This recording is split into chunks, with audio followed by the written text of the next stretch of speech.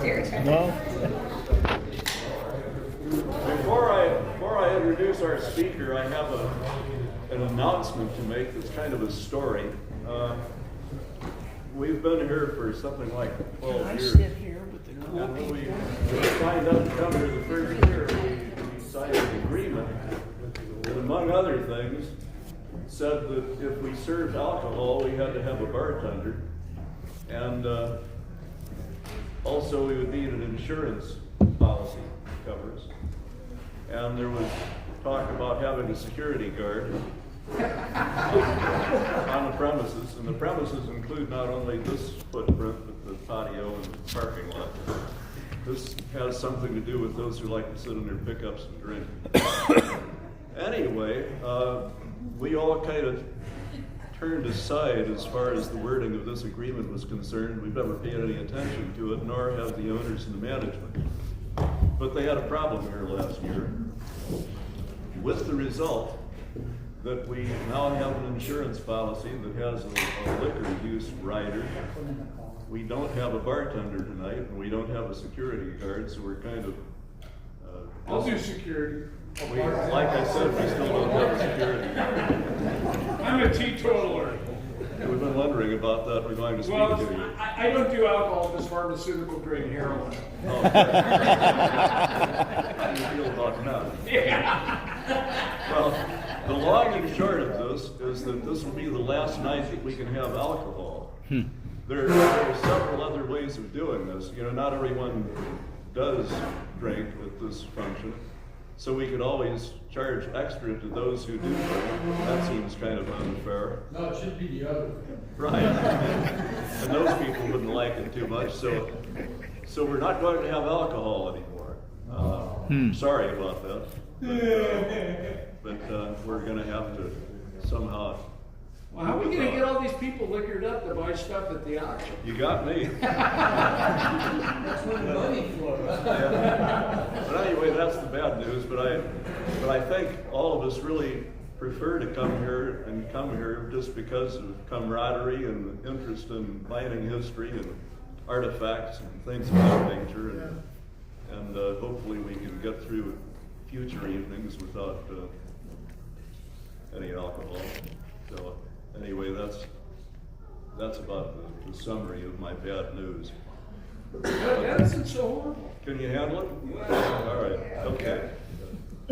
So we have a speaker this evening, Stephanie Braun. Stephanie is an archaeologist with a degree from the University of Arizona from the Philadelphia area. Came out here to get a different perspective on life.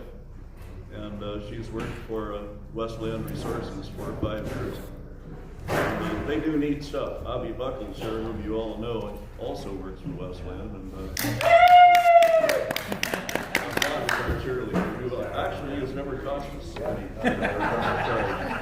But they do great stuff. And we're going to see some nifty photos tonight of the Clifton Morenci area.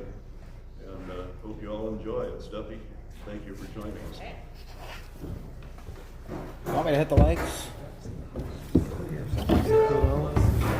I don't even know where in the hell they are.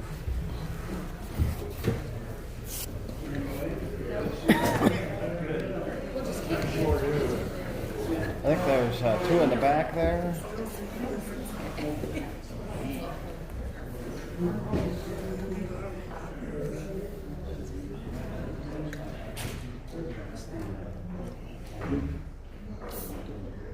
I'm Stephanie Brown. I do historical archaeology in Westland. Avi here, as Terry introduced, that's my boss. So if you like the presentation, feel free to tell him. So this is all about Morenci and the Copper Mountain mining districts and that whole area. And if you're not familiar, that's located north of Safford, kind of close to the New Mexico border. And this photograph here is an aerial image taken about mid-century, mid-20th century. You've got the pit coming in. This is the old town of Morenci, the original location. Back here we've got the community of Sargo. Here we have the plant site, which is still around today. This, however, is all gone.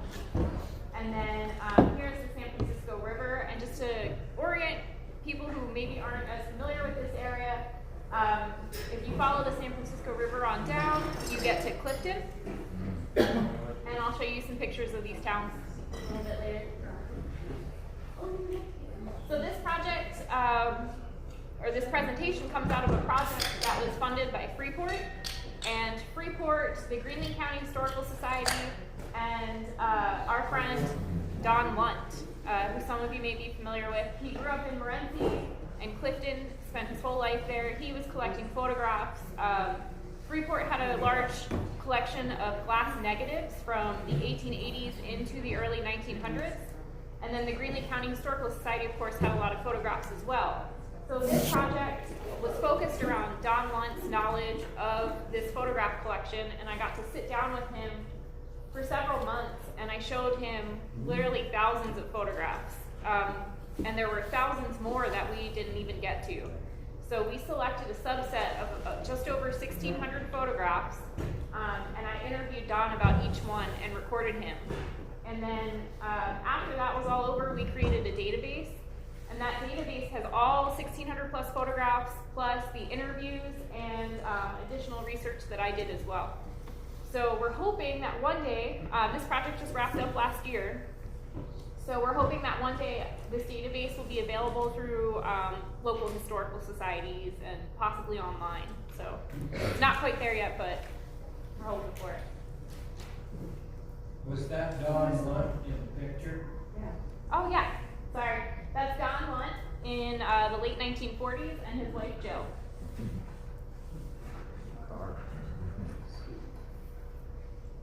So just to start off by giving a brief historical overview, the first copper mineralization in the area was discovered in Chase Creek by prospector Robert Metcalf in 1870. The early 1870s were a rough time filled with Apache raids, and a lot of mining wasn't done at that time because it was really unsafe. So it wasn't until 1872, where peace was negotiated with some of the Apache tribes, that things started to open up a bit, and the Copper Mountain Mining District was also established that year, which meant that prospectors and miners no longer had to file mineral claims in Prescott. So it was really, really hard for them to file any kind of mineral claims or ownership before that time. So that opens up for the first copper company, the Longfellow Mining Company. In 1873, Charles and Henry Lazinski established the Longfellow Mine after purchasing some of Robert Metcalf's, some of his holdings in the district. And then the Detroit Copper Company was owned by a gentleman named William Church. He had part ownership with Phelps Dodge. He later sold out to his ownership to Phelps Dodge, but they kept the name of the Detroit Copper Company up until 1917. The Shannon Copper Company, these are the Shannon brothers here. They were prospecting in the area about the same time as Robert Metcalf. They ended up selling out their interests to various investors, one of which was the famous William Boyce Thompson. He actually incorporated the Shannon Copper Company and named it after the two brothers. The Arizona Copper Company purchased the Longfellow Mining Company in 1882, and those were all people from Edinburgh, Scotland, who came to Arizona to mine. And then eventually, the Shannon Copper Company sold out in 1918, and the Arizona Copper Company sold out in 1921, and everybody ends up acquired by Phelps Dodge by 1921, who continued working up until they sold out to Freeport in 2007.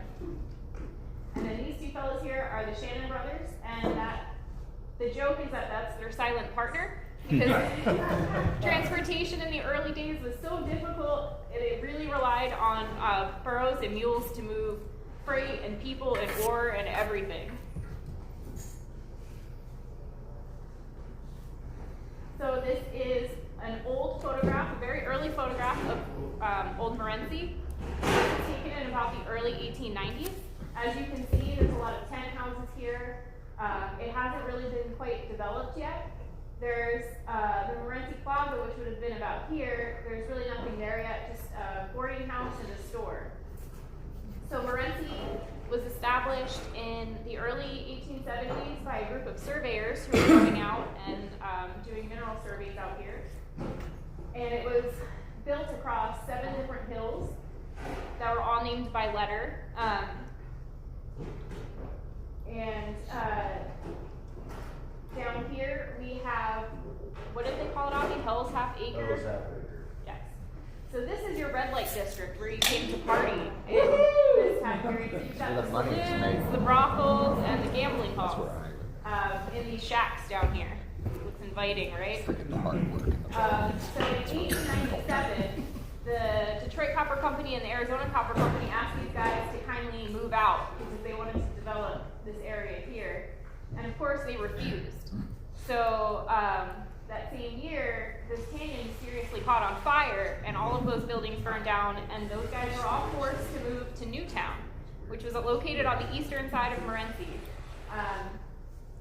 And that was, as Don told me, that was probably a town that was rougher than Tombstone at this time. He said there was a shooting, a stabbing, there was something crazy going on there every single day.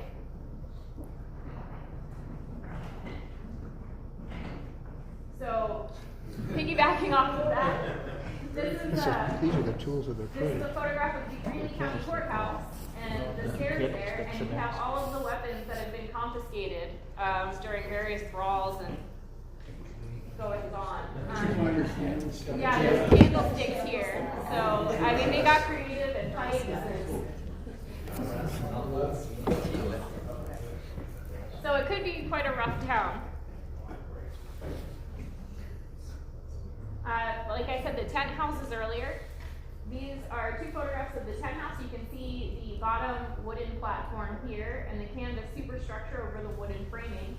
I love this photo on the right because that is so unique. I've never seen a photograph of the inside of a tent house, and you have a huge family in this little tent house sitting down to dinner. And all they have in there that you can see is the bed and the dining table. And we do find these. We find these platforms, not the wood platform, but kind of a leveled ground area. As archaeologists will go out, we'll find those. I'm sure some of you guys have seen them as well. And it's just kind of covered with nails and fittings from the canvas superstructure and various trash. So moving forward through time, this is Morenci in about 1950. You can see how much it's really developed. There's no more tent houses. The Morenci Plaza has been developed as well. You've got the Morenci Southern Railroad here. That was constructed in 1899. Before this was constructed, moving goods into Morenci was extremely difficult, and they were moved across. They had to come up through Clifton on the Arizona Copper Company Railroad, and then they were shipped up one of the inclines and then wagoned over to Morenci. So once this was in 1899, all of this construction really took off. So we have here the 1901 Detroit Copper Company store, the 1903 Morenci Hotel.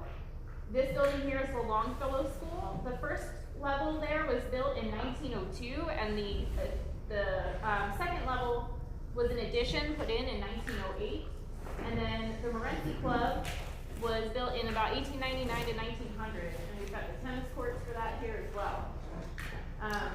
Back here is the 1913 Catholic Church. The last time I gave this presentation, one of the complaints was I didn't show any churches, so. Just a whorehouse. Yeah, we're in the red light district. Red light district is right up there, first slide, right? And then there's the Presbyterian Church back here behind the store. So down here we've got the Morenci Smelter. So the original name of Morenci was actually Joy Camp when it was first founded, and that was after the Joy Mine, which is right, I believe the head frame is right back here for that mine.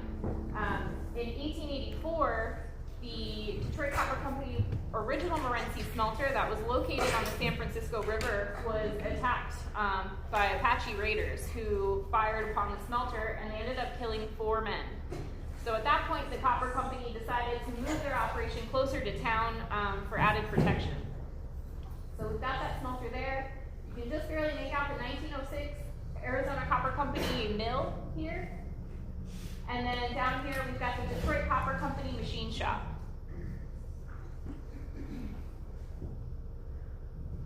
Down in the lower left, is that part of the San Francisco River Plaza?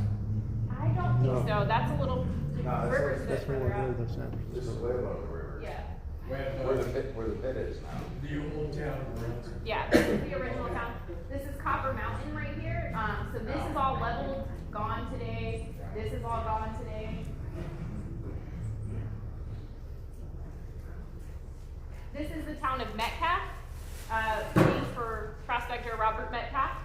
And this town was established in 1875, and it was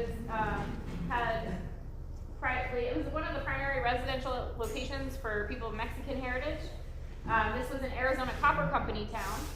We've got the Arizona Copper Company store here, the grade school here, and the high school over here. In the front here, we have the tracks of the Coronado Railroad. And over here, we have the tracks of the Shannon Copper Company Railroad that was constructed a bit later in 1910.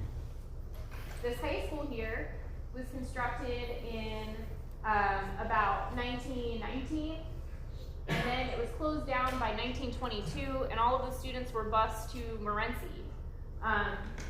This building ended up sitting here for quite some time until it was eventually sold in 1940 or 1941 for only $1,000.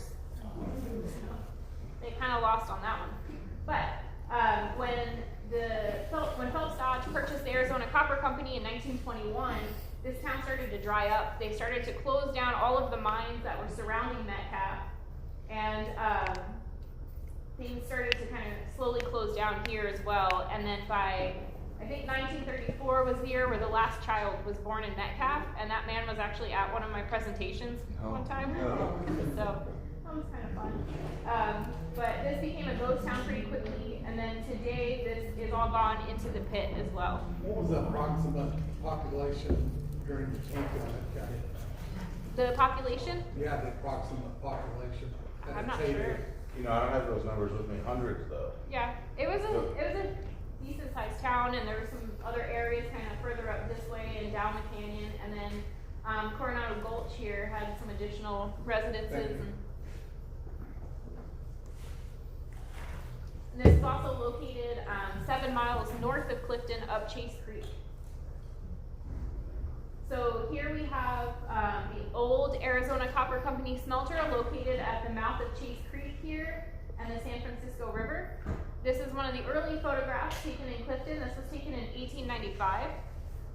We can see over here, Clifton has several neighborhoods. Over here is the neighborhood of East Side. That was the first area in Clifton to be developed. The Chase Creek here, which is now kind of the main business area in Clifton, it was one of the later areas to be developed because of frequent flooding. And so the floods would come down from further up the canyon and sometimes wash tailings and all kinds of debris down. And this smelter was flooded out several times.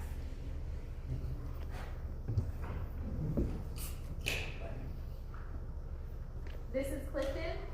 This photograph looking the other way. So here's the smelter, and here's that Chase Creek Canyon we were just looking in. And here's East Side over here. Up here we have the neighborhood of North Clifton. That was lost in the 1983 flood. That's all an RV park today because it was just too costly to keep rebuilding there. This photograph was taken between 1904, because we have the 1904 Arizona Copper Company office here, but before 1913, the Carmichael Mansion hasn't been built. This would be the location of the Carmichael Mansion today. So that Carmichael Mansion that's not here yet is still standing in Clifton today, as is this Arizona Copper Company building. So if you're there, you can always go see those. Along the left side here, we have the tracks of the Arizona and New Mexico Railroad that ran narrow gauge and standard gauge as well.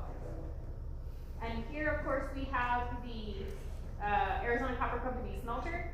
If you notice from the last picture, the smokestacks are down here in the valley. In 1901, they had to move the smokestack up here on top of this mountain because of the sulfur smoke filling up the valley. So while this is gone today, you can still see the hole bored into this mountain down here, although it's been covered up at the top because people were messing around up there. So moving into underground mining and open pit mining, which is of course the main bread and butter for these towns. Underground mining took place from the early years in the 1870s up until the mines shut down in July of 1932 for the Depression.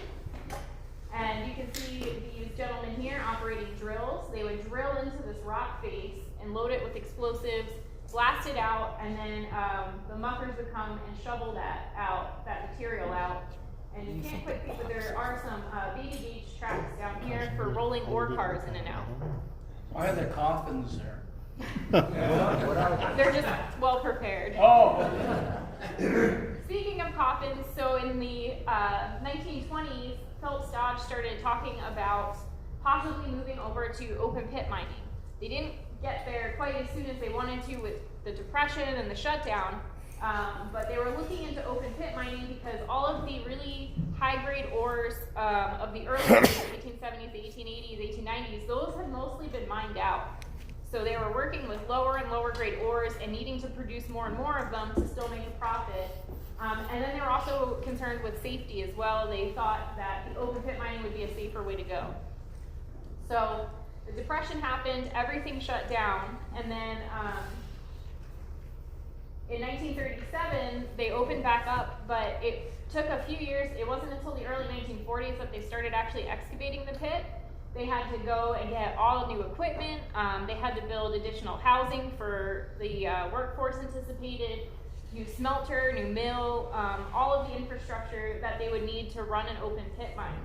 So here we have the 22-yard truck, and this truck was actually brought over after it was finished working on the Hoover Dam. Phelps Dodge purchased a bunch of trucks that had been used at the Hoover Dam, and they didn't have any kind of cab. They just had a seat and the controls.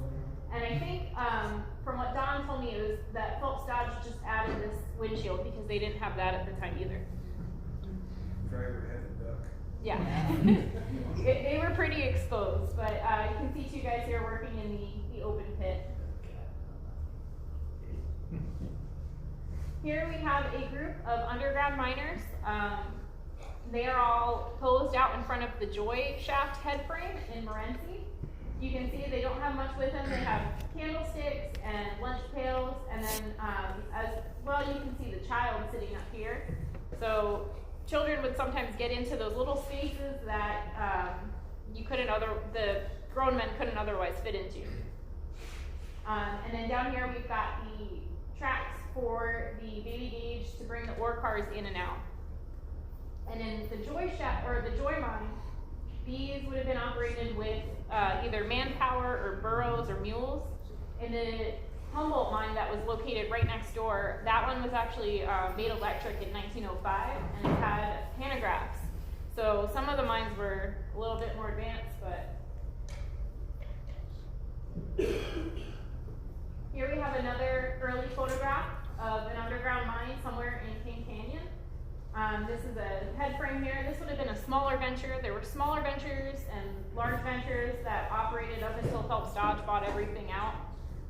You've got some more children here playing on the head frame. You've got some guys with some mallets and equipment and shovels here. This lady has a very interesting coat and outfit. And this is just one of what one of the smaller operations in the area would have looked like.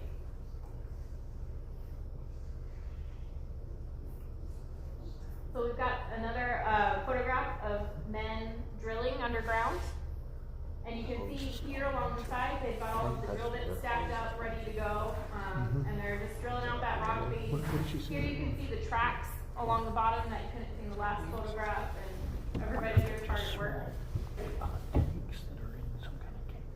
And this would have been another early 1900s photograph. Wheels on that. Kids are bad with those electric drill. They got a really electric drill. Yeah, there's Yeah, the one on the right is, that's a big It's got a flywheel. big I had a flywheel. turkey drill and they're heavy. And they were Yeah. electric. That might- It is, the one on the right is a turkey. It's wild. That's why the photos taken. So this is the number 3 shovel coming into Old Morenci. Phelps Dodge purchased a number of these shovels. Just about all of them were assembled at the machine shop that I showed you earlier. And then they were walked through Morenci Plaza and then off north into Ryerson Canyon, where the excavation of the pit first started. And if you look, these were all electric, so if you look down here, there is the electrical line, and these guys here would have been carrying the electrical line and moving the electrical line with tongs to keep the shovel moving out to where they wanted it to be. Don actually was in elementary school, and he saw these. They went past the school, and all the children, he said all the children, himself included, ran out and watched these guys move the shovels, and it was just the biggest news for the town when this happened. Here we have another image. That's the Morenci Hotel there, and that's the Longfellow School again right here. This is an early photograph of the open pit area. This would have been taken in Ryerson Canyon. You can see the electric shovel that worked down here, one of the 22-yard trucks, another shovel, and some drills up here. All of the levels were blasted to about 50 feet, and they would often come in contact with the collapsed shafts and stuff from the earlier underground workings while they were working out here. So it's a lot different. I think it's American Mountains. So this is Morenci, old Morenci in the 1980s. You can see the pit is coming down on the town over here. The 1901 Phelps Dodge store is still standing, but the hotel and the Longfellow School are gone. The Morenci Club is still here.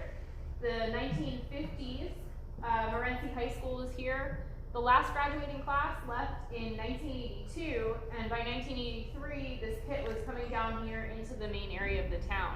Wow. So today, this is all completely, everything I've showed you about Morenci is completely gone. So of course, with all the mining. How do they film those from such a distance? Are they up on another mountain? Yeah, it's very rugged, so there's a lot of hills and mountaintops to choose from there. Okay. If you have the energy.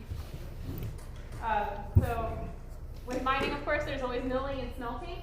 Over here, we've got the 1901 Shannon Copper Company smelter that was located just south of Clifton on Shannon Hill.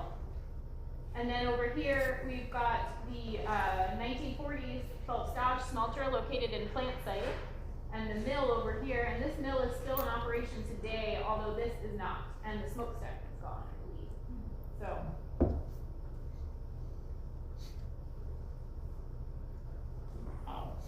This is an image taken inside of the old Arizona Copper Company smelter about the turn of the last century. We've got two converter furnaces with a ladle pouring into this furnace here. And then of course we've got all the workers who paused for a photograph. They look really happy. But we've got another ladle down here, and then some kind of trash laid on the ground for helping move equipment.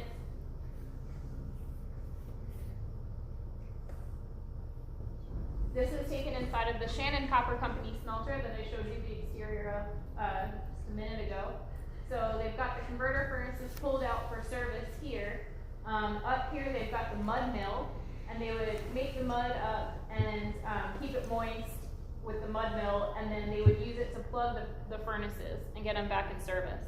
Otherwise, if they mess that up, they could be dealing with the runaway of molten material, which would not be fun. Burn through the shell. Yeah. So we've got some tools up here, and then everybody just kind of posing for the photograph. How did they gather all these pictures? Did they just people who lived there? So there were a number of glass negative photographs that, this was one of the glass negatives. You can see here where it's been broken, but this was one of the glass negatives that Freeport had in their collection. So all of them. There was, you know, from about 1880 to like maybe 1910, just all of these photographs.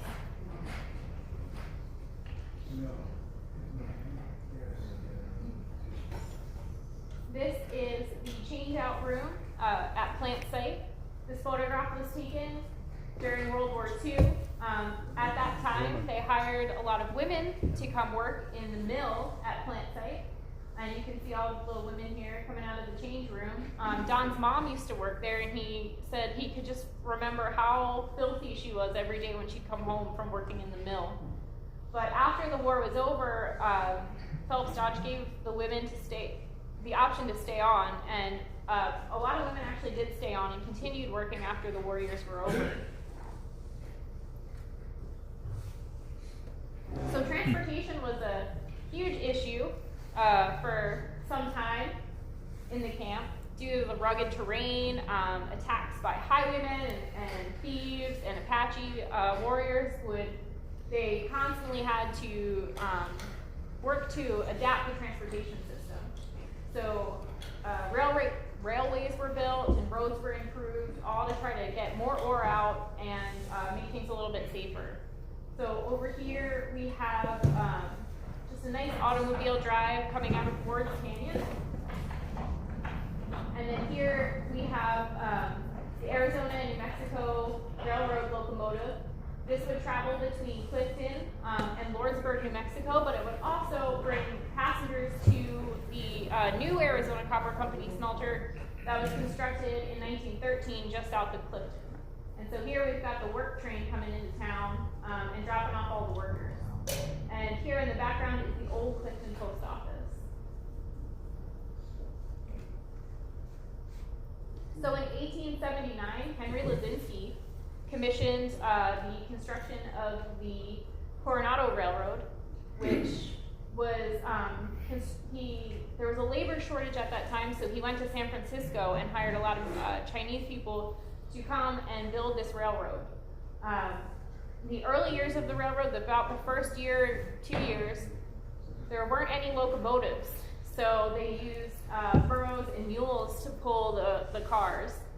And this would run all the way from Clifton, 7 miles north up to Metcalf, and to some of the mines just north of Metcalf as well.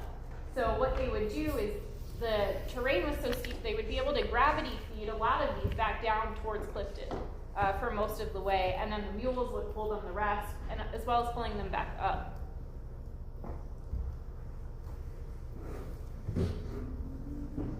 So in about 1880, they brought the first locomotive that was constructed in Pittsburgh, Pennsylvania. This isn't it's the first locomotive, but it's one of the early baby gauge locomotives.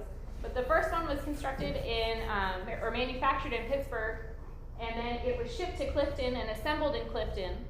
And that was they had a huge celebration. Everybody was really excited. It was harder to rob the train than it was to rob for mules and horses and such. So it was kind of a theft deterrent to have the train. So this is one of the Arizona Copper Company baby gauge locomotives. It's the number 5. This was actually abandoned at the top of the Coronado incline at the Coronado mine near Metcalf, and it was later salvaged. And now you can actually find this locomotive on display in Morenci near the Bash's grocery store.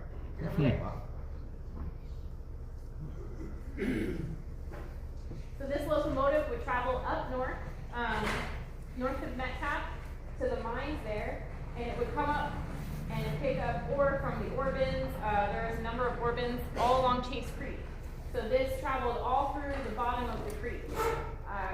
The bad side of that was it was frequently washed out and flooded and derailed during storms. However, it was so small, it only took a small crew to get it back on the track. And here you see that baby gauge coming down the Coronado. So that would transfer freight, passengers, as well as ore. The Arizona Copper Company would give free rides up and down the inclines to their workers.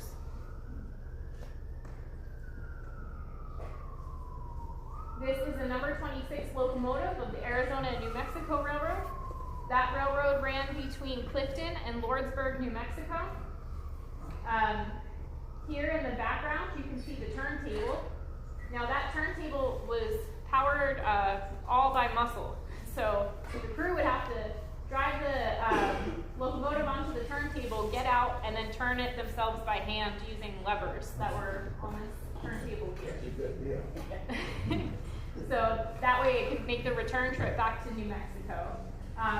This railway was constructed in 1883 as a narrow gauge and was later upgraded in 1900 to a standard gauge. They were booming at that time, and they needed to ship more ore and to be able to bring in more people and freight. And this is of course in Clifton, and this building back here is the old ice plant.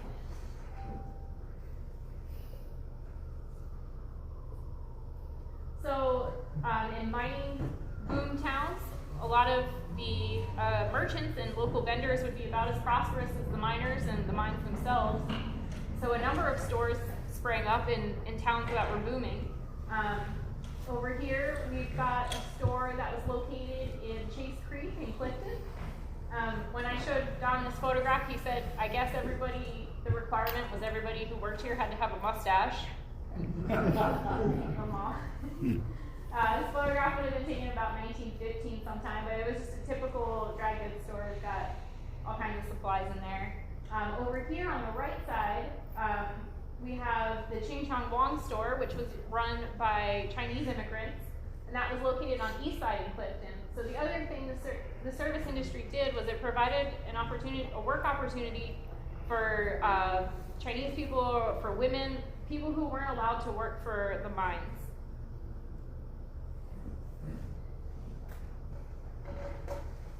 The terrain in Morenci and Metcalf was of course very steep, so people would often hire these guys here, early day FedEx, to bring them their packages, to bring them their groceries.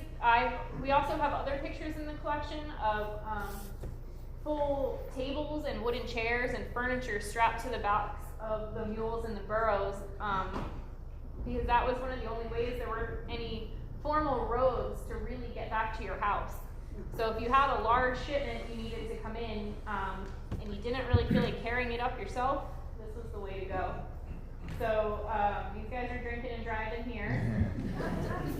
And then we've got, this was taken in the plaza in Old Morenci.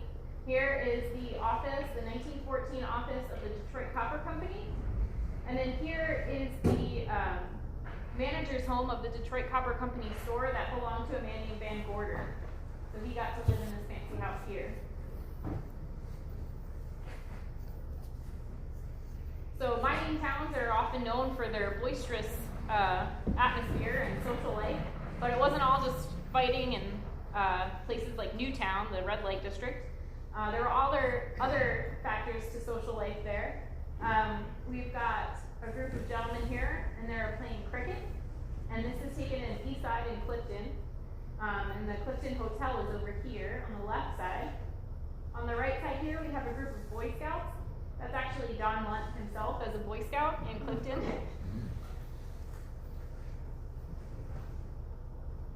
This photograph here shows a group of gentlemen enjoying a nice dinner and some drinks up in front of one of the mine portals. I don't know which mine it is, but in David Myrick's book, if anybody's read that, he describes a party that occurred where everybody rode the train up the incline, and they had a midnight supper, and then they danced until dawn. So we do know that these parties happen not just in town, but also at the mine sites themselves. They would have celebrations. That's none of my business.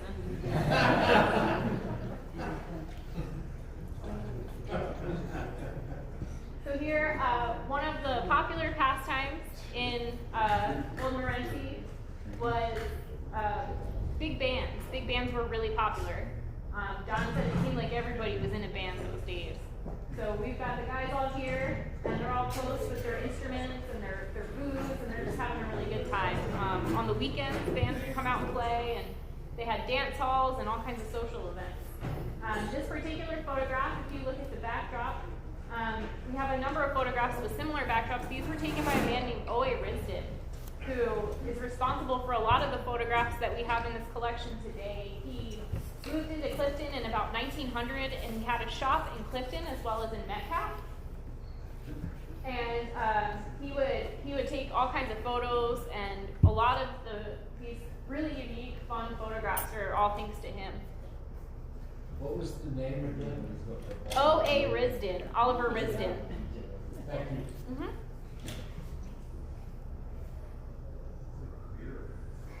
A little bit tamer, we have a group of women with their instruments down on the San Francisco River. The river was a really popular place for swimming, picnics, and recreational activities. And I don't know how she got that down there, but good for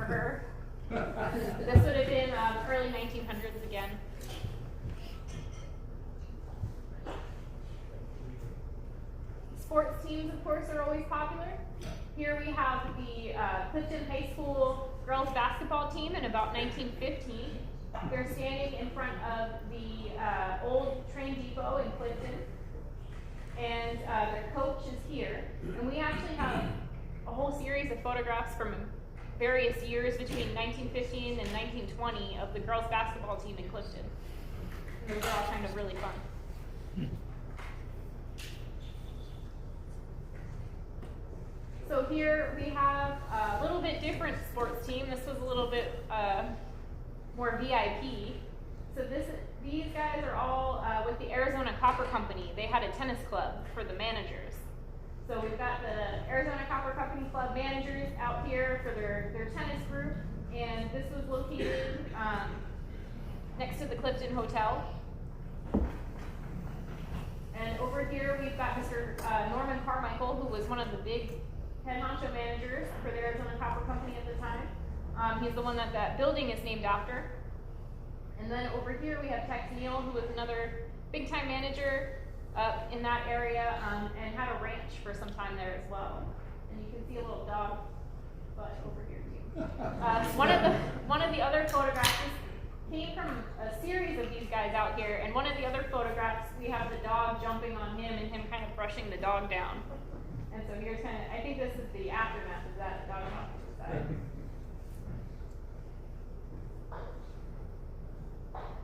So of course, fraternal organizations were popular. They offered people coming into the community a way to get to know everybody, to get to know their neighbors, to make connections. This is an image of the AHA fraternal organization that served the Hispanic population. And this organization was formed here in Clifton, and then this is was formed here in Tucson, and then this is the Clifton chapter. In the background here, we've got the Central Hotel, and if you look, the building materials are a bit different for each level. So this one here was actually constructed out of slag block, which is there's several buildings in Clifton with this. If you're interested in architecture, it's one of the unique architectural features that can be found in Clifton. And these guys here are all lined up for their parade, for their meeting. And one of the benefits of working for these, or belonging to these societies was they would advocate for education for your children, they would advocate for you as a worker, and they would also provide a funeral and a tombstone if you were to die while you were a member and working in the mines here. So that's the end of the show, but I've provided some extra reading opportunities here. And then over here we have that 1904 Arizona Copper Company building that you can still see in Clifton today. All right.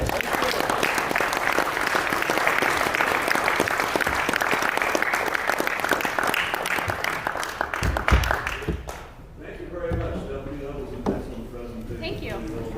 Well done. Stephanie, how many images in total does the collection include?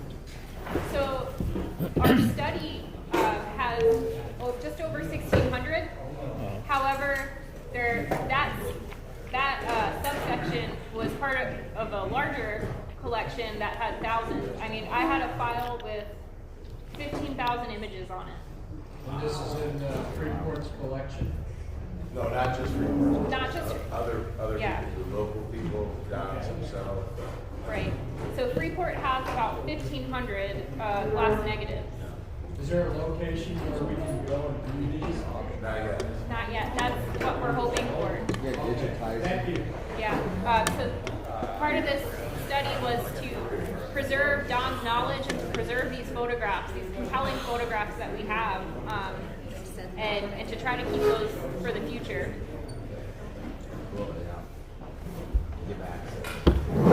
This man's father-in-law, uncle, father-in-law's grandfather, all went to that school in Old Morenci. The Longfellow School? Or the The high school that was okay, the taken 50s high school? in the 80s. Yeah. They all went to school there.